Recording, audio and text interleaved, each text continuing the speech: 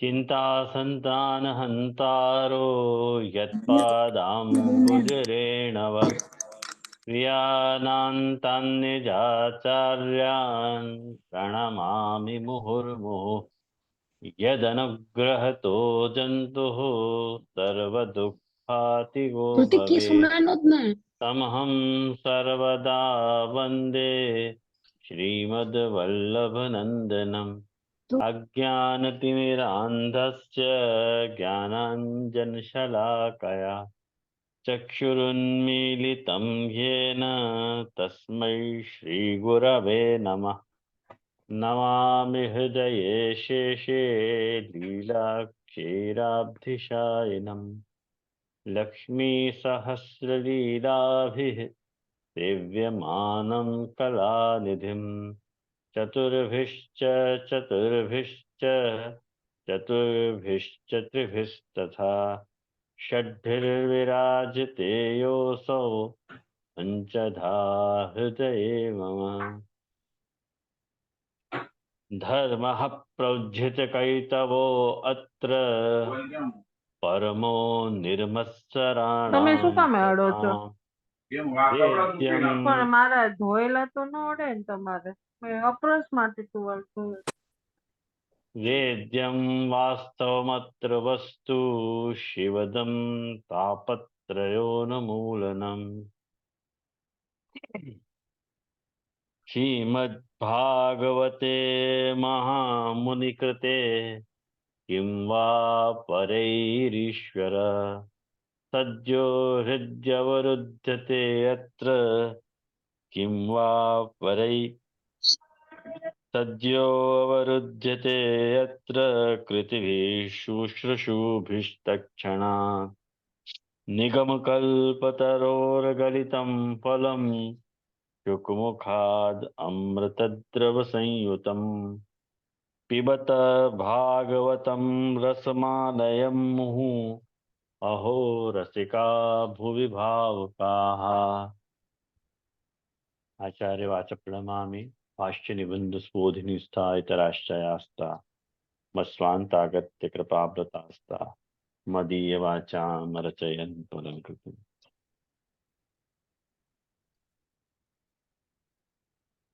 पिछली बार अपन ने दशम स्कंध के परिचय को देखियो कि दशम स्कंध में ये वेणुगीत जो दशम स्कंध के तामस प्रमेय प्रकरण के अंतर्गत जो अध्याय है वाक्य अंतर्गत आ रहा है। तो वेणुगीत को स्थान कहाँ है ये देखियो अपन ने। आज अपन उन जन्म प्रकरण के 4 अध्याय को देखेंगे जिनको निरोध सुसंबद्ध है, कारण कि वो जानना अति आवश्यक है। और उन जन्म प्रकरण के 4 अध्यायन के अर्थ को निर्धार करते समय सबसे पहले अपने को ये देखना चाहिए कि ये जो निरोध को जो आखो दशम स्कंध है, ये निरोध आखिर है क्या। सबसे पहले निरोध की परिभाषा, निरोध को स्वरूप लक्षण जानना अति आवश्यक है। तदंतर्गत निरोध शब्द के वैसे भी कई शास्त्रकारों ने निरोध के अर्थ प्रकट करे हैं। उनमें से वैसे मूलतः नितराम रोध निरोध वो निरोध को वास्तविक अर्थ है कि रोध करना मतलब रोकनो, और नितराम रोध मतलब अच्छी तरह से कोई को रोकनो, ये निरोध है। और जब या प्रकार को जब अपन निरोध को अर्थ देख रहे हैं तो निरोध अपने आप में एक साकांक्ष पद है, आकांक्षा वाला पद है। तो जब अपन निरोध कह रहे हैं तो जाहिर है कि अपन को ये प्रश्न उठेगा कि कौन को निरोध, कहाँ सु निरोध, कहाँ पे निरोध और कैसे निरोध।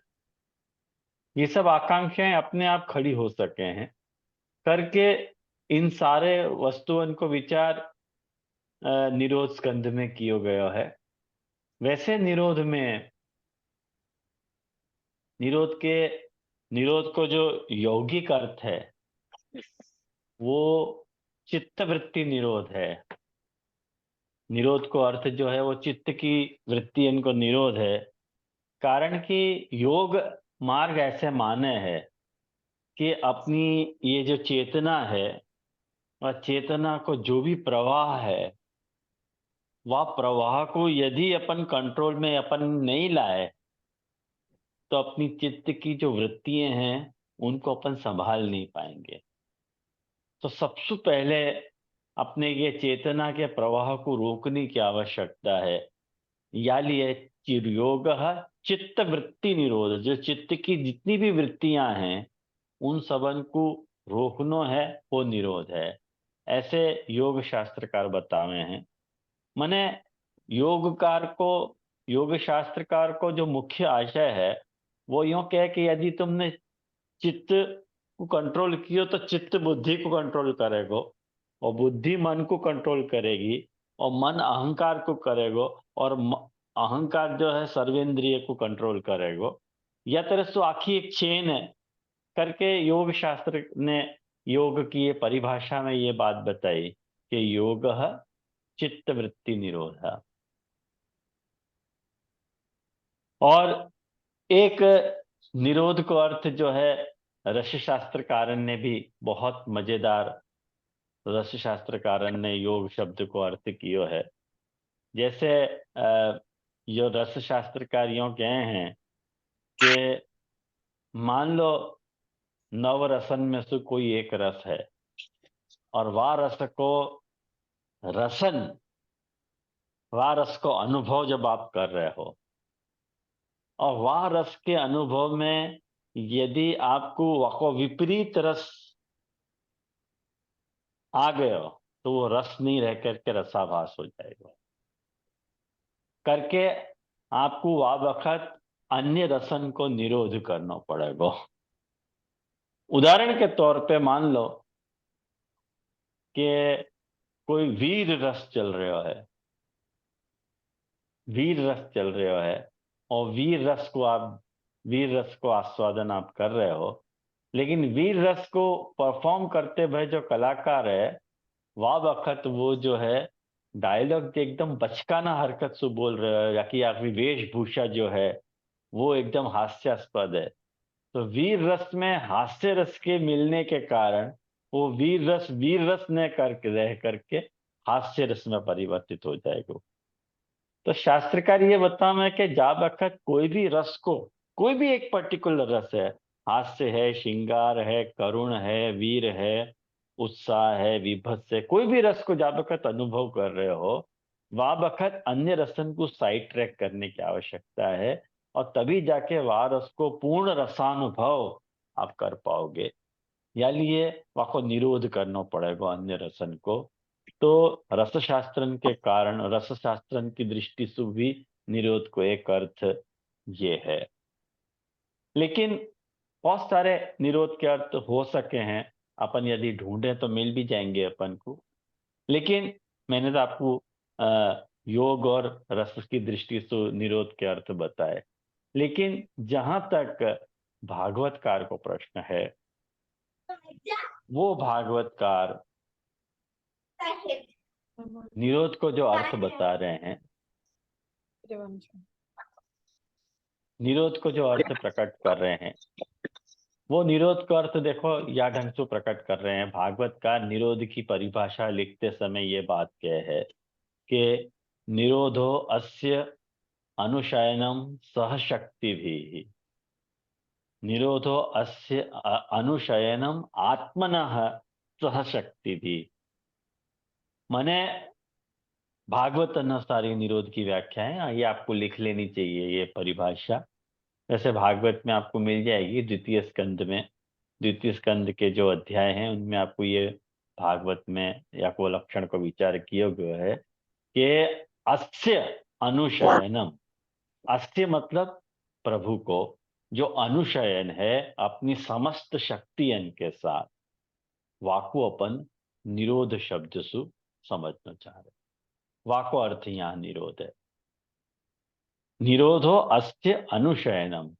जैसे या कोई एक उदाहरण से मैं आपको बताऊं, कारण कि ये कोई योग शास्त्रकार के द्वारा किया जाता निरोध नहीं है, ये योगेश्वरेश्वर के द्वारा किया जाता निरोध है।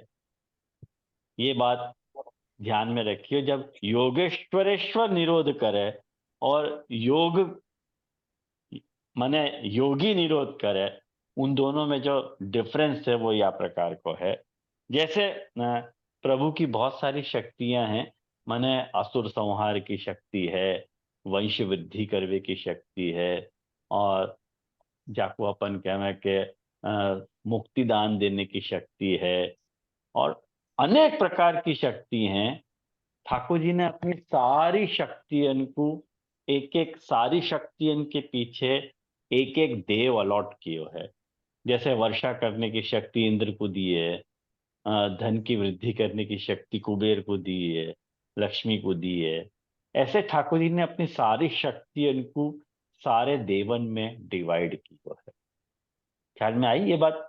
मैं जन्म प्रकरण के 4 अध्यायन की भूमिका के रूप में ये बात आप लोगों को बता रहा हूं। ये बात आप भूलियो मत। आप यूं समझेंगे कि जे कहाँ चले गए, लेकिन नहीं, मैं ऑन द ट्रैक हूं। मैं 4 अध्याय की भूमिका की बात बता रहा हूं, और वो 4 अध्याय निरोध से कैसे कनेक्टेड हैं ये आपको समझाने को प्रयास कर रहा हूं। अब ये जो प्रभु की सारी शक्तियां हैं, प्रभु उन सारी शक्तियों को निरोध कर रहे हैं। मतलब अब उन शक्तियन को ठाकुर जी जब जा बखत प्रभु को अवतार प्रकट हो रहे हो, कृष्णा अवतार प्रकट हो रहे है, वा बखत ठाकुर जी ये चाह रहे हैं कि कोई भी शक्ति अपने शक्ति को जो अधिष्ठात्र देवता है, वो अधिष्ठात्र देवता इनऑपरेटिव हो जाए। अब सारी शक्तियां मेरे से ऑपरेट होंगी, वह शक्ति के अधिष्ठात्र देवता से ऑपरेट नहीं होंगी। ये बात अपने को कैसे समझ में आवे? देखो एक बात बताऊं, जैसे कि ये जो मैंने आपको योग की बात बताई, ये गीता जी में माने 6ठे अध्याय में गीता के एक बहुत सुंदर वचन ठाकुर जी आज्ञा करें कि योग कर्मसु कौशलम। योग जो है कर्म की कुशलता है। माने कुशल व्यक्ति योग माने योग कर्म में कुशलता लावे है। अब वाह योग को जब वाह योग को अपन जब ज्ञान के अंग तय करें, वाह योग को जब अपन कर्म के अंग तय करें, या वाह योग को जब अपन भक्ति के अंग तय करें, तब साधक जो है ज्ञान भक्ति या कर्म की कुशलता से योग को प्राप्त कर सके। अब ये बहुत सारे लोगों को कुशल शब्द को अर्थ पता नहीं है। आप लोग जो नोट्स बना रहे हैं वो या बात की नोट्स बनाओ कि कुशल शब्द वास्तव में एक्चुअली जो कुश ला सके वाकु कुशल कहो जातो।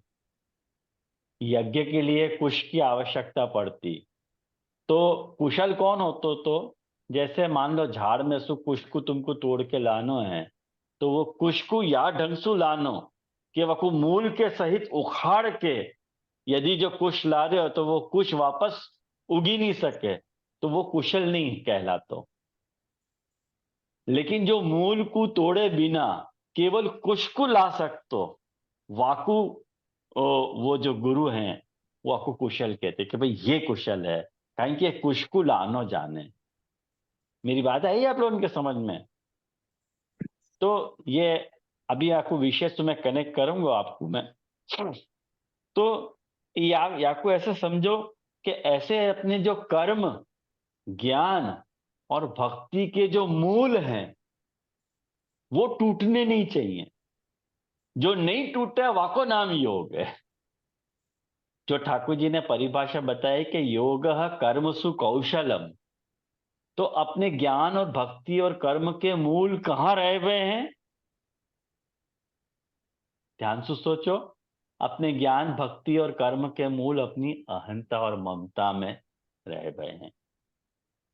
और मान लो यदि अपनी अहंता खत्म हो गई या अपनी ममता खत्म हो गई तो आदमी कर्म करेगा कैसे? जैसे यदि आदमी की अहंता खत्म हो गई कि मैं कौन कर्म कर रहे हो है, यदि ये खत्म हो गई अहंता कि मैं कर्म कर रहा हूं, तो कर्म करने का अवकाश ही नहीं रहेगा। क्या कर्म कर रहे हूं, यदि ममता खत्म हो गई तो कर्म करने के लिए ममता को भी अवकाश नहीं रहेगा। यानी उतनी अहंता और उतनी ममता तो अपने को कायम चाहिए। ऐसा नहीं है कि वको मला को मूल सु अपन ने उखाड़ दियो। या लिए वको मूल से उखाड़े बिना यदि अपन योग कर पाए तो वाकु अपन कुशल कह रहे हैं। जाको गीता में ठाकुर जी कह रहे हैं योग कर्मसु कौशलम करके। भागवत के एकादश स्कंद के 20वें अध्याय में ये भागवतकार ने बहुत सुंदर एक वचन कहो है कि निर्विण्णा नाम ज्ञान योग कर्म योगस्तु कामी नाम और ना निर्विण्णो नाति सक्तो भक्ति योगोश्च सिद्धिदः। मतलब ये भागवत का यो कहना है, यो कह रहे हैं कि जाकू वैराग्य है, माने ममता नहीं है, तो वाकु जो है वो ज्ञान योग अपनाना चाहिए। और जाकू अहंकार नहीं है, माने जाकू कर्म में आ सकते हैं, वाकु जो है वो माने निर्मिण जाको माने आसक्त है, वाकु कर्म योग करना चाहिए। और जो न अति आसक्त है और न अति विरक्त है, वाके लिए जो है भक्ति योग है। ऐसो भागवतकार बतावे ना निर्विण्णो नाति सक्तो भक्ति योगो अस्य सिद्धिदा। ऐसे भागवतकार ने बताया है। मतलब जाको ममता है वाकु जो है वो कर्म योग करना पड़ेगा। और ये मतलब ये अपने अहंता और ममता के मूल हैं। जब अपन कर्म के अंतर्गत, ज्ञान के अंतर्गत या भक्ति के अंतर्गत योग को डालेंगे तो ये मूल उच्छिन्न नहीं होने चाहिए। और ये मूल यदि उच्छिन्न नहीं भय तो अपन ज्ञान योग या कर्म योग या भक्ति योग अच्छी तरह से संपन्न कर पाएंगे। इन योगन के आचरण से कौन सा कुश मिलेगा? चित्त की एकाग्रता। चित्त की एकाग्रता इज इक्वल टू कुश है, ये बात भूलियो मत। क्योंकि कर्म करना कैसे? ममता होगी तो कोई कर्म कर पाएंगे ना, या ज्ञान होगी तो अपने अहंता से मैं करता हूं ऐसा अहंकार अपने को रहेगा। वो मैंने आपको बताया। मैंने ये पूरा जो बात है, ये या प्रक्रिया में जब अपन आगे बढ़ेंगे तब अपना जो है चित्त जो है वो निरुद्ध हो जाएगा। तो ये ज्ञान, कर्म और भक्ति जो है चित्त की एकाग्रता के बहिरंग उपाय।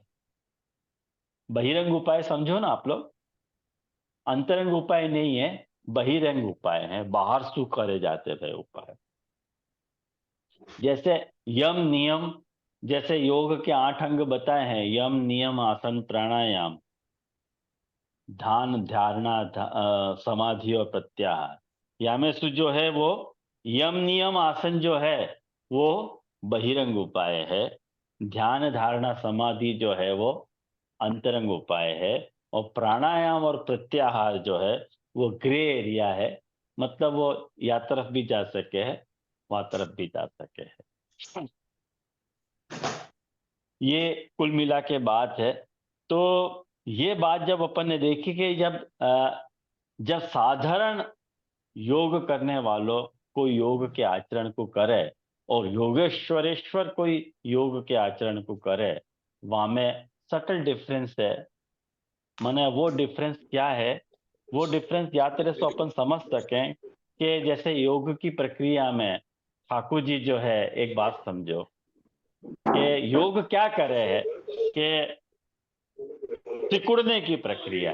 योग, उनकी आवाज आ रही है?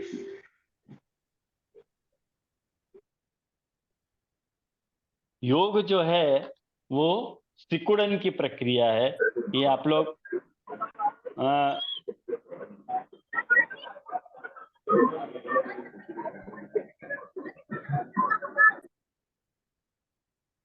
आज बहुत डिस्टर्बेंस आ रहा, कोई बंद नहीं कर रहा। मैं सारो दीदी कोवर्ट बना दीजिए मुझे। हाँ तू अब आया है ना, अब करूं। हाँ दीदी वो जरा लेट हो गया। हाँ हाँ, अब बनाया मैंने तेरे को। तो देखो, ब्रह्म जब परमात्मा के रूप में प्रकट हो, तो ब्रह्म परमात्मा के रूप में जब सिकुड़ गया है, तो वो ब्रह्म को योग है। परमात्मा जब अंतर्यामीतया एक्ट करे, तो वो अंतर्यामी के रूप में सिकुड़ गया है। और विश्वात्मा जो है वो भगवान के रूप में जब प्रकट हुआ, तो वो भगवान के रूप में वो सिकुड़ गए है। तो निरोध लीलासु ठाकुर जी उन अंतरंग उपायन को प्रारंभ कर रहे हो रहे है प्रभु द्वारा। प्रभु जो है निरोध प्रकट कर रहे हैं। कैसे निरोध कर रहे हैं, एक बात समझो। निरोध की प्रक्रिया में प्रमाण, प्रमेय, साधन और फल, ये सब प्रभु के अंतरंग उपाय हैं। यानी सबसे पहले ठाकुर जी प्रमाण को निरोध करें, प्रमेय को निरोध करें, साधन को निरोध करें और फल को निरोध करें। जैसे अपन सारे प्रमाण, प्रमेय और साधन और फल के काम कासु करें। देखो एक बात समझो, सबसे पहले ठाकुर जी ने प्रमाण को निरोध कियो। प्रमाण कैसु होवे, मन बुद्धि चित्त और अहंकार सु होवे। ये बात आप लोग लिख लो, नहीं तो नोट्स बना के रखोगे तो ये विषय ध्यान में आएगा, नहीं तो विषय बहुत कठिन है। मन बुद्धि चित्त और अहंकार से जो है उन ठाकुर जी ने क्या किया है, उन चारों व्यूहन को अपने आप में प्रत्याहार किया है। जैसे बाहर देखनो बंद कियो और भीतर से देखनो शुरू कियो, ये सिकुड़न की प्रक्रिया है। ये अपने अपनो अहंकार, अपनो चित्त, अपनो मन, अपनी बुद्धि, देखो ये प्रद्युम्न, अनिरुद्ध, संकर्षण और वासुदेव, ये जो है ना अपने अहंकार, मन, बुद्धि और चित्त की समष्टि है। समष्टि और व्यष्टि को अर्थ जानो हो कि व्यष्टि काय को कहवे और समष्टि काय को कहवे।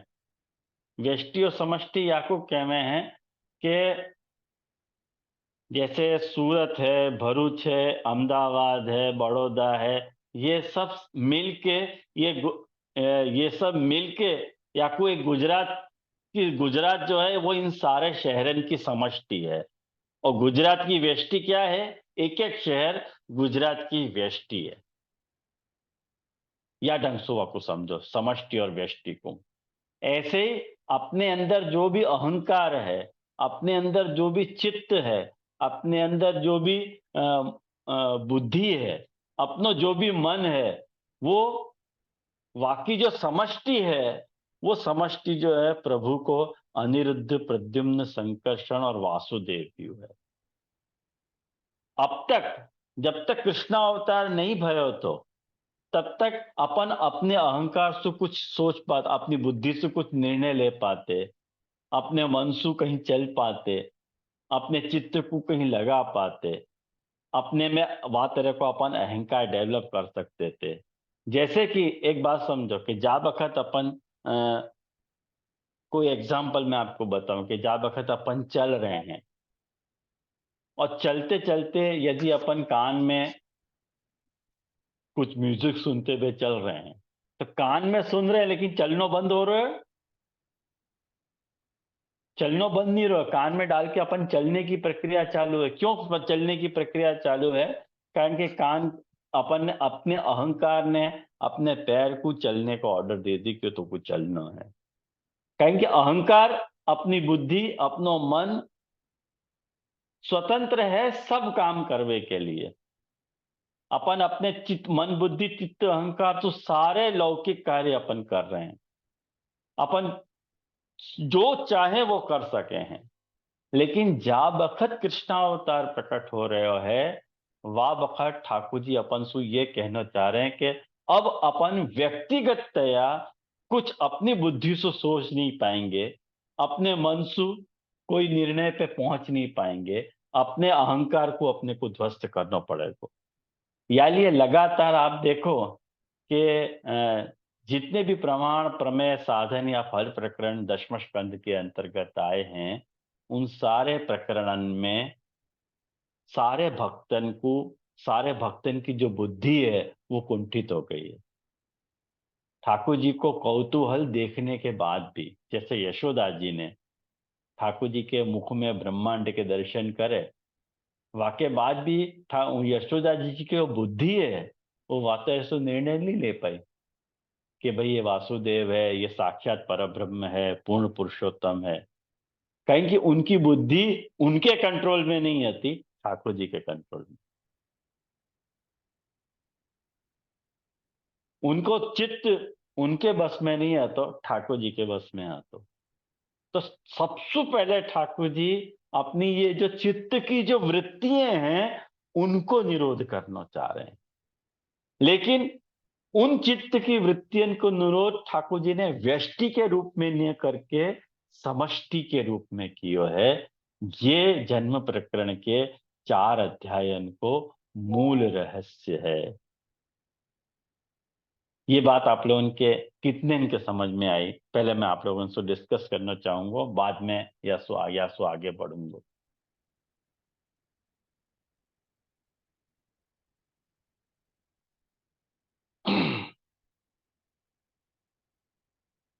कहें कि हर मनुष्य को जो अंतःकरण है वो चतुर्ग्रंथी अंतःकरण है, मन, बुद्धि, चित्त और अहंकार।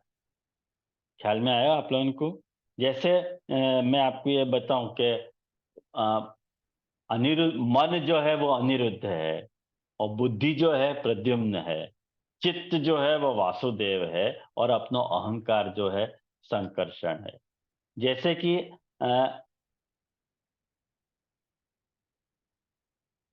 एक उदाहरण से आपको अपन समझ सकें कि जैसे अपने जीवन में जितनी भी खींचतान है वो अपने अहंकार की खींचतान है। जहां जहां अपना अहंकार है वहां वहां अपने को तकलीफ हो है। जहां अपने को अहंकार, जब अपना अहंकार सो जाए ना तो अपने को कुछ भी तकलीफ नहीं दे रहा, लेकिन अपना जब अहंकार जागृत हो तो सब प्रकार की तकलीफ अपने को आवे। तो चित्त अपनो जो है वो अहंकार जो है वो संकर्षण का स्वरूप है। संकर्षण मतलब अहंकार। अपनो जो बुद्धि है वको प्रद्युम्न कहो है। क्यों प्रद्युम्न कहो है? कि प्रद्युम्न को मुख्य अर्थ है चमकनो और चमकानो। बुद्धि को मुख्य काम वो है चमकनो और चमकानो। जैसे अपने में बुद्धि होगी ना तो कोई भी चीज अपने को चमकेगी, और बुद्धि नहीं होगी तो कोई वस्तु अपने को चमकेगी नहीं। यानी ये प्रद्युम्न जो है वो बुद्धि को रूप मानो गया है, और मन को अपन के यहाँ अनिरुद्ध मानो गया है। जैसे कोई के कंट्रोल में नहीं रहेगा मन जो है वो, कोई कभी बंधे नहीं है। यानी ये मन जो है वो अनिरुद्ध है। अनिरुद्ध, निरुद्ध मतलब बंधनो, अनिरुद्ध मतलब जो बंधे नहीं है वो मन है। तो अपनी जो अंतःकरण की चतुर ग्रंथि है उन सबन को निरोध करना पड़ेगा ठाकुर जी को, कहें कि निरोध लीला चल रही है। तो सबसे पहले अपनी चतुर ग्रंथि अंतःकरण को प्रभु ने निरोध किया है। वो उन चतुर ग्रंथि अंतःकरण को निरोध ठाकुर जी ने व्यक्ति तया नहीं कहो है, समष्टि तया कहो है। या के लिए ये जन्म प्रकरण के 4 अध्याय आ रहे हैं। ये मेरे कहने को मुख्य प्रयोजन है। तो ये बात आप लोग समझे कि नहीं समझे?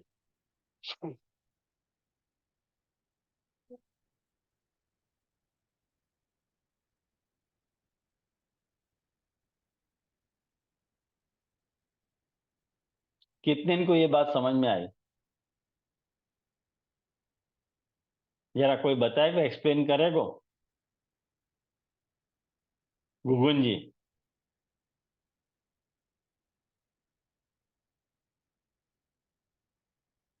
जी हाँ जय जय जो समझ दंडवत प्रणाम जय जय हाँ जय जय। जो समझू ये वो ऐसे है कि जैसे ठाकुर जी जब अवतार दशा में विराजमान हुए तो हम्म वो एक एक क्या व्यक्ति रूप से नहीं बल्कि समष्टि रूप से सभी को निरोध करे। अपने चारों व्यूहन से अपने मतलब मैं कह नहीं पा रही हूँ जय, मतलब वासु नहीं, निरोध करे। जी, हाँ, समष्टि समष्टि और रूप से। व्यष्टि और समष्टि की बात है। जी, एक अपनो अपनो व्यष्टि को नेचर है और एक समष्टि को नेचर है। समष्टि। जी, अपनो जी, जो अंतःकरण है वो चतुर्ग्रंथी अंतःकरण है, मन बुद्धि चित्त अहंकार चित्त वाक्य 4 अहंकार। पार्ट है ना। जी, जी, तो जी, अपन कोई जी, भी जी, काम करें मन बुद्धि चित्त अहंकार से ही तो करेंगे। अब जी, जी, अपने जी, मन बुद्धि चित्त और अहंकार अपने बस में है अनवतार काल में, जी, जी, जी, लेकिन जा बखत अवतार काल प्रकट भयो है वा बखत अपने मन बुद्धि चित्त और अहंकार अपने हाथ में न होकर के प्रभु के प्रभु हाथ। के हाथ में है। बिल्कुल। ये मने जन्म प्रकरण के 4 अध्यायन को मूल रहस्य है कि जब तक मने प्रभु सबसे पहले उन चतुर्ग्रंथी अंतःकरण को निरोध करे।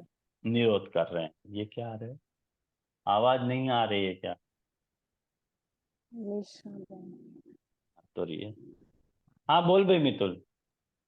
दंडवत प्रणाम जी। तो जैसे हाँ, यहाँ पर जो समष्टि व्यू से प्रभु ने निरोध कियो है, वाको रीजन क्या समझना, मतलब प्रभु अपनी शक्ति मतलब दिखा रहे कि वो सर्व सामर्थ्य युक्त शक्तिमान है, तो मतलब समष्टि व्यू से भी वो सबको निरोध एक साथ में कर सके, मतलब वो रीजन है कि क्या रीजन समझना? नहीं, निरोध लीला प्रकट करनी है ना, तो हम्म। प्रभु जैसे योगेश्वरेश्वर प्रभु निरोध लीला कर रहे हैं। जैसे अपन निरोध लीला क्या है कि निरोध क्या है? अपने आप को अपने अंदर चित्त वृत्तियों को निरोध है। जैसे बराबर है। चित्त, देख ध्यान से समझ, चित्त वृत्तियों को निरोध कैसे है कि जैसे ध्यान अपने आप को अंदर सिकोड़ना निरोध है। अपन हम्म। जो अभी बाहर की तरफ फैले हुए हैं, अपने अंदर जानो निरोध लीला है। तो ठाकुर जी अपने अंदर खुद के अंदर कैसे जा रहे हैं? निरोध कहें कि एक बात समझो, 5 स्कंदन तक जो है वो मैंने अब अन्वित तुमको अन्वित कही थी आप। अन्वय माने व्यतिरेक की तेरह। लीला है। तो अब ये रिवर्स प्रोसेस ऑफ रिवर्सल है। तो जब प्रोसेस ऑफ रिवर्सल हो रही है, तो ठाकुर जी सिकुड़ रहे हैं। तो ठाकुर जी जब बराबर। सिकुड़ रहे हैं, तो सिकुड़ कैसे रहे हैं? तो निरोध लीला प्रकट कर रहे हैं। अब निरोध लीला जब प्रकट कर रहे हैं, तो सबसे पहले अपनी चित्त की वृत्तियों को ठाकुर जी को अंतःकरण को निरोध करना पड़ेगा, क्योंकि जब तक अपना अंतःकरण निरुद्ध नहीं है तब तक कुछ भी निरुद्ध नहीं है। या निरोध को अक्सर मिस आउट किया जाए, या निरोध को अपन नोटिस नहीं कर रहे हैं। अपन कह रहे हैं ये जन्म प्रकरण के 4 अध्याय बीच में, मतलब बीच में क्यों घुस गए अनइनवाइटेड गेस्ट की तरह? ये बीच में हम्म। घुसे नहीं है, ये निरोध को प्रारंभ है, क्योंकि 10वां स्कंद निरोध है। तो चित्त की वृत्ति को जब अपन को निरोध करना है, तो ठाकुर जी ने व्यक्तितया एक एक को जो है अंतःकरण को निरोध नहीं किया है, समष्टितया निरोध किया है। तो सबको आ गए हो। सबको आ गए हो। ख्याल में तो आया? तो ये अवतार काल में यही बड़ा फैक्टर है कि वहां पर इंडिविजुअल को प्रयास नहीं करना पड़े, प्रभु की प्रयास तो सबको हो जावे करके, और अवतार ये काल में हमको ये मेन डिफरेंस अपन, है। हाँ ये मेन डिफरेंस है अवतार काल में आप और समझ में आ अनवतार। गया, समझ में आ गया मेन, ये। हाँ मेन डिफरेंस यही है। नहीं तो सब एक एक व्यक्ति इनको निरोध करने बैठेंगे तो बहुत तकलीफ हो जाएगी। बहुत तकलीफ हो जाएगी। वो ठाकुर जी ने टोकन के रूप में एक एक, माने जा अध्याय में ठाकुर जी ने अंतःकरण के जा पाठ को निरोध कियो है, वो पाठ वह अध्याय के नाम चढ़ गए। जैसे पहले अध्याय में ठाकुर जी ने चित्त को निरोध कियो है, तो वो अध्याय जो है चित्त को निरोध ठाकुर जी अपने वासुदेव व्यू से कर रहे हैं। तो वासुदेव व्यू को प्राकट्य, वह अध्याय के नाम वो मने वाह व्यू के नाम पे वो अध्याय चढ़ गया।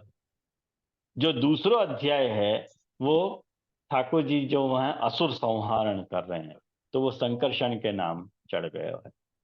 और जो तीसरा अध्याय है वो प्रद्युम्न के हिसाब से जो है लीला कर रहे हैं, तो वो अध्याय प्रद्युम्न व्यू के नाम चढ़ गया है। ऐसे चौथो जो है वो अनिरुद्ध व्यू, चौथो अध्याय क्या ढंग से है। जनस्मरण प्रभु। हाँ ये आप लोगों को ये बात आई समझ में? ये कुल मिला के बात है। तो ये मेरा अधूरा हो तो पिछली बार मैं आपको पूरा नहीं कर पाया तो ये मैंने आज आपको पूरा किया। अब या में कोई भी संदेह हो तो आप पूछ सको हो। अब जो है या के बाद जब